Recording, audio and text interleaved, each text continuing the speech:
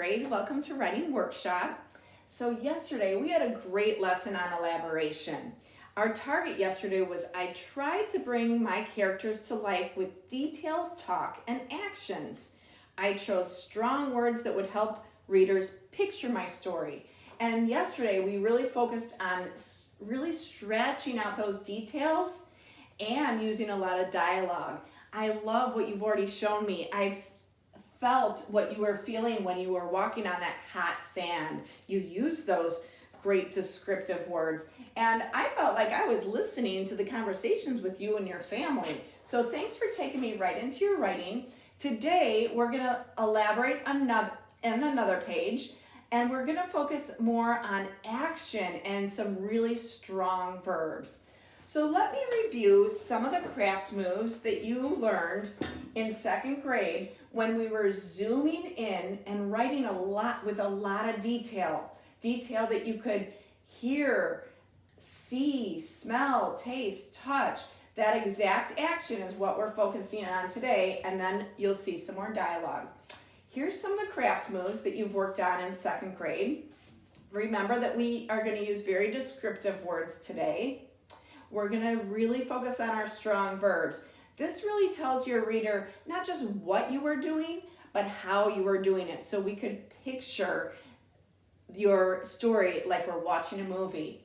Sometimes people use pop-out words to really make an impression on with those strong verbs. And you know what? One of your favorite craft moves in second grade has been comparisons. Friends, remember, this helps the reader picture things that they haven't experienced before, because we can compare them to something familiar that you've told us about.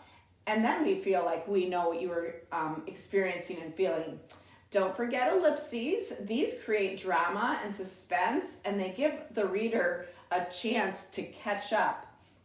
And friends, repetition is something we learned a lot from Owl Moon, and you've used it in the past, and this reinforces important images or thoughts or feelings. So before we are going to just start writing, we want to make sure that we are getting ourselves ready to write a lot of lines on a page. A lot of lines. And so instead of just writing that next page, I want you to bullet point again. Today, I bullet pointed, remember, we're working on exact actions. We're working on bringing those characters to life. So when I think back about my skiing story and trying to get up on those skis, there are some really exact tries and fails that I remember. I remember my skis crisscrossing. I remember them spreading way apart. And I even remember my arms feeling like they were going to be ripped right out. So see what you think about how I used small itsy bitsy steps, like an itsy bitsy spider, and how I used actions and exact strong verbs to show you what I was feeling and what happened to me. Remember yesterday we left off with, I said, hit it, but I wasn't ready. My skis had crossed like an X, and when the boat jerked me forward, I flew right out of the ski boots. In his soothing voice, Mr. Buckmiller said, "Nice first try. I'm coming back around." My second try had the opposite problem. When the boat started dragging me, my legs split like a wishbone on Thanksgiving Day. That hurt, actually. Third try's a charm, right? Nope. I was so determined to hang on that my arms felt like a Barbie's being ripped out of the sockets. But our patient captain coached, just sit back and let the boat pull you up. Friends, I really thought about back to that day, what I was experiencing. And I really tried to use very strong verbs and really tried to stretch out those details so that you could feel like you were in the water with me. So the next step that I want you to do today, after you have done that, fabulous writing, I want you to actually show me evidence that you have used the craft moves that we've talked about. I want you to show me evidence.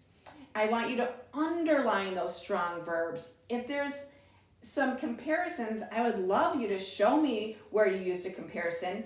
Then I want you to take a picture of it on Seesaw.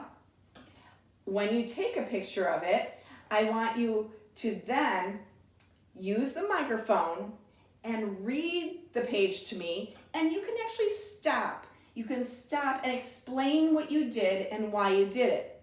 So here's an example.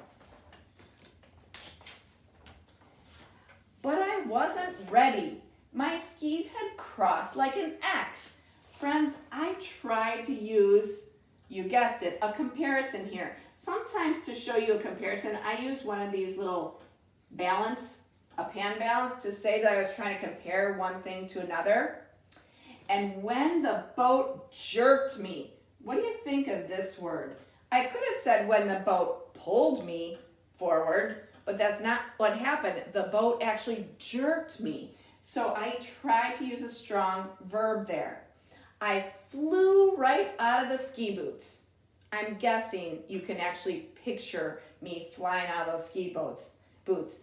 And in his soothing voice, again, I'm trying to teach you a little bit more about the boat driver. You can tell from this adjective, his soothing voice, that he was a very patient man. My second try had the opposite problem. Do you see this ellipsis I used? I wanted you to think about what that problem might be. So friends, this is a page that I'm really proud of, and I want to show you the craft moves that I intentionally put in my piece. So when you work today, I want you to think about your proud craft moves, take a picture, read me the page on Seesaw, and tell me why you did what you did. Have a great day of writing, friends.